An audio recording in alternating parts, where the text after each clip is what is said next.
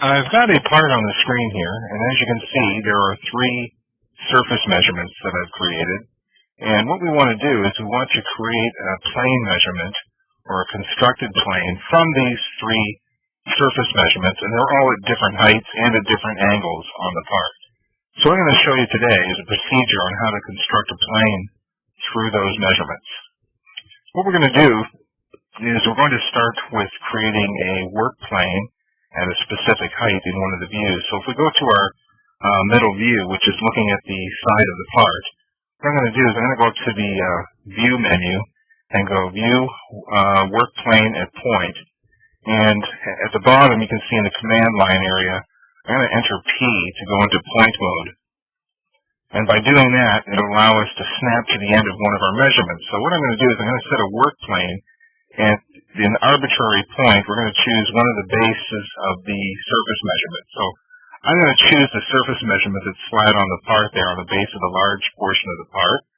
And I'm just going to snap to the end of it. So I'm going to hold the Shift key down, and we'll say endpoints, and I'm going to snap down to the end of that measurement. And we'll hit enter, and now I'm going to have created a work plane at the height of the base of that point. And now, having done that, I'm going to create a CAD plane. So we're going to say modify, and down at the bottom, create and edit CAD geometry. And we'll go down to ADX and pull across there and select plane. This is an ADX plane. And what I'm going to do is I'm just going to pick 3 points in the top view. And you can see it's placing all of those pick points at the work plane that I've just created. By hitting enter, it'll create a CAD ADX plane that you can see now is showing up white in the bottom left corner. Having done that, now I can take these 3 surface points and I can project them onto that plane that I've just created. If we go to the Construct menu and we say Construct a Point, I'm going to take the first surface measurement in my programming browser. I'm going to pick that, and then I'm going to pick the ADX plane that I've just created. Now I'm going to hit enter, and you can see it takes that point and projects it down to the bottom. Now in this case I used the first point, which we don't need to do that because we've already created that one at that first point. So I'm just going to delete this. The first surface point is already at that plane, so we can use that surface point when we create our constructed plane.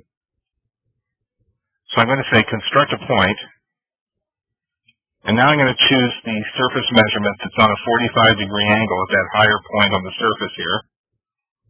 As my first pick, the second pick, the ADX plane. We'll hit enter, and you can see it's projected that point down to the plane. I will repeat this process to the third measurement.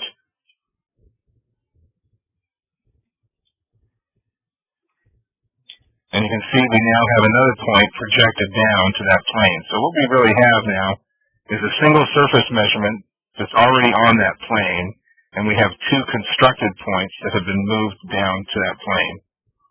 So at this point now we can say construct a plane, and I can pick the first original surface measurement, and then I can pick the second 2 constructed points. And as you can see, the final result is a yellow constructed plane down at the base of that first point, which is where I set my work plane and where we created the ADX CAD plane over on the left in the top view. We now have our constructed plane.